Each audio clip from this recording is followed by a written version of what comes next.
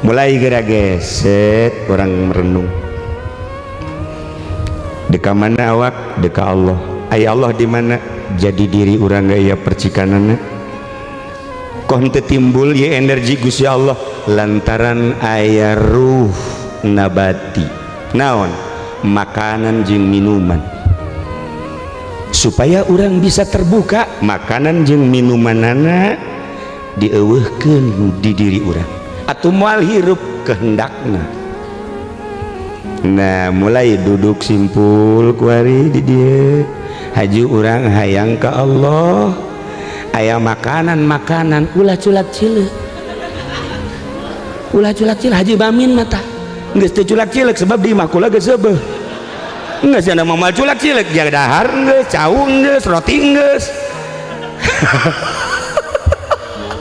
Nah sok geura ge lamun urang geus bisa ulah culak cileuk terhadap makanan jeung minuman sebab eta nu ngaganggu urang teu bisa ngendalikeun diri urang tina makanan jeung minuman. Naon bedana jeung kebo?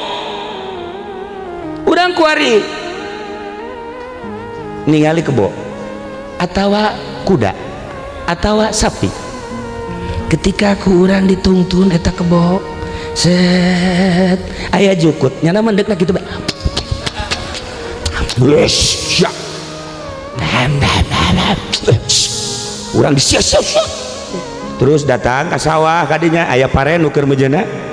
Nah siapa pare itu mah oh datang ke hareupeun imah batur aya cangkokan set nah ieu hewan nu kitu ngaranna kula neuleuh Haji Pendi teu meunang aya makanan asal aya kacang tuh sohe cenah asal aya makanan cek aya cau cek sagala rupa eta mah beuteungna teh geus beuteung kebo plen tah mah.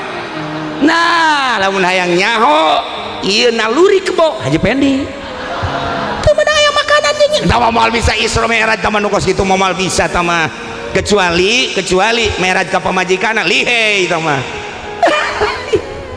hewan